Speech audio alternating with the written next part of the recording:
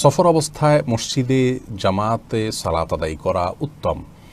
আপনি যদি মসজিদে না গিয়ে যেখানে আপনি আছেন হোটেলে বা অন্য কোনো জায়গায় সেখানেও জামাতে সালাত আদায় করা উত্তম, কারণ সর্বাবস্থায় সালাত জামাতের সাথে আদায় করলে 27 গুণ বেশি সওয়াব হবে একাকী সালাতের চাইতে।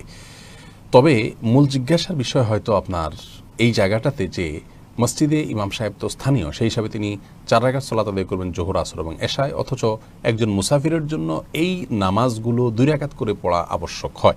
এখন ইমামের পেছনে আমরা যখন ইক্তেদা করব মুসাফির হিসেবে, আমরা কি করব? এর উত্তর হলো আমাদেরকে স্থানীয় ইমামের আনুগত্য এবং অনুকরণ করতে হবে এবং 4 রাকাতই পড়তে হবে। মুসাফিরের জন্য জোহর আসর এবং এশা এই 4 রাকাত বিশিষ্ট ফরজ নামাজগুলো 2 রাকাত করে দেওয়া হয়েছে শরীয়তে, কিন্তু সেটি তখন যখন মুসাফির একাকী নামাজ পড়বেন কিংবা কোনো মুসাফিরের পেছনে নামাজ পড়বেন। কিন্তু যখন কোনো স্থানীয় ব্যক্তির পেছনে নামাজ পড়বেন মুক্তাদি হিসাবে, তখন তাকে এই ইমামের অনুকরণ করে 4 রাকাতই পড়তে হবে।